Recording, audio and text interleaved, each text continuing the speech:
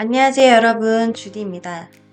여러분, 살면서 어디를 가도 안 맞는 사람, 무례한 사람들이 꼭 존재해요. 그런 사람들을 상대하지 않고 피하면 좋겠지만, 직장 상사라면 그럴 수가 없죠. 저는 처음 직장 생활을 했었을 때 무조건 참아야 된다는 생각으로 저한테 무례하더라도 무조건 참았었어요. 근데 시간이 지나면 지날수록 제 마음의 상처는 점점 깊어져 갔고, 일을 효율적으로 하지도 못할 뿐더러 제가 사랑하는 가족들과 친구들한테 하소연을 하면서 그간 제가 쌓였던 스트레스와 안 좋은 감정들을 옮기는 제 자신이 너무나 싫더라고요. 처음에는 울고 참기만 했었는데 이젠 화내거나 울지 않아도 무례한 사람들로부터 제 자신을 지키고 대처하는 방법을 터득했습니다. 그동안 일을 하면서 무례한 사람들로부터 선을 지키며 제 자신을 지켰던 방법들을 여러분들께 오늘 소개해 드리겠습니다. 첫 번째, 무표정으로 침묵한다. 대부분 사람들은 무례한 막말에 공격적으로 대응을 하려는데요. 그건 상대방에게 주도권을 주는 겁니다. 따라서 반대로 상대방이 생각지도 못한 시나리오로 예상치 못한 전개를 만들어야 하는데요.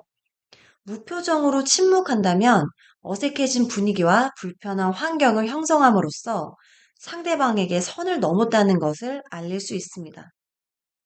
제가 학교에서 일을 했었을 때였어요. 다른 부서에서 받은 메일 내용에 대해 상사한테 보고를 했는데요. 그때 다른 동료들과 있던 그 상사는 발끈하며 그 메일을 자기는 못 받았다고 화를 내더군요. 저는 그 자리에서 메일을 포워드를 해주겠다고 하고 바로 자리를 떴어요. 내가 보낸 메일도 아니었고 그저 보고를 했을 뿐인데 다른 사람들 앞에서 화를 내는 행동이 너무 불쾌하더라고요. 그래서 저는 평상시에 했던 인사를 하지 않았고 냉정한 태도로 정반대인 이미지를 보임으로써 상대방에게 선을 넘었다는 것을 알려주었어요. 그리고 며칠 후 놀랍게도 그 상사는 저에게 본인의 행동에 대해 사과를 했습니다. 저도 평상시대로 다시 밝은 모습으로 인사를 하고 더욱더 적극적으로 질문을 하면서 업무를 봤던 기억이 납니다. 두 번째로는 역지사지로 느끼게 해줘라. 상대방의 행동이 선을 넘었다는 것을 역지사지로 그대로 느끼게 해주는 방법입니다. 예를 들어 예전에 학생과 상담 중 상사가 갑자기 오피스 문을 대차게 열고 학생에게 화를 내며 수업 시간이니 반으로 가라고 했던 적이 있어요. 그 학생은 이미 선생님에게 허락을 받고 나왔는데도 말이죠. 그때 저는 그 사람의 행동이 무례하다는 것을 어떻게 해서든 알려줘야겠다고 생각했어요. 그래서 그 학생을 다시 불러 상담을 마쳤습니다.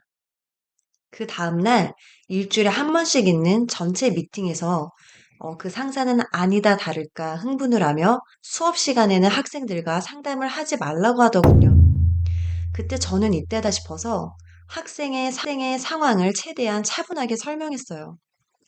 그때 그 상사는 사람들 앞에서 제가 당황하지 않는 기색으로 말한 게 마음에 안 들었는지 그 당황한 기색을 감추지 못하더라고요. 그때 저는 그녀의 물음에 아무 대꾸도 하지 않고 4, 5초간 침묵하며 그녀를 바라봤어요. 마치 오늘 너 죽고 나 죽자 이런 마음으로요. 그 상사는 민망했는지 다른 주제로 넘겼고 그 긴장감 도는 미팅은 끝났습니다. 그 후로 저는 학생들과 몇 시에 상담을 하던 그 상사는 전혀 개입하지 않았습니다. 그리고 그때 저는 깨달았죠. 선을 넘는 무례한 사람에게는 참는다고 해결되는 게 아니라 어떻게 해서든 알려야 한다는 것을요. 그리고 또 그러지 않으면 그 누구도 나를 존중해주지 않는다는 것을요. 여기서 포인트는 최대한 차분하게 그리고 상대방의 눈은 피하지 않는 겁니다. 세 번째는 여유롭게 대처하기.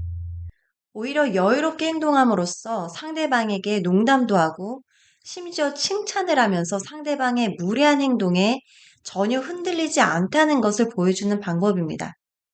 상사가 무리한 멘트나 행동을 하면 민감하게 반응하면 할수록 오히려 더 재미를 느껴 더할 가능성이 있어요. 따라서 오히려 아무렇지 않다는 듯 웃으면서 농담을 한다면 분명 당황해하며 싱거워서 더 이상 선을 넘지 않을 겁니다. 예를 들어서 짓궂은 아이들이 그 행동에 민감하게 반응하는 아이들을 괴롭힙니다. 왜냐하면 그 반응이 너무나 재밌고 희열을 느끼기 때문이죠. 반대로 반응이 없다면 괴롭히질 않아요.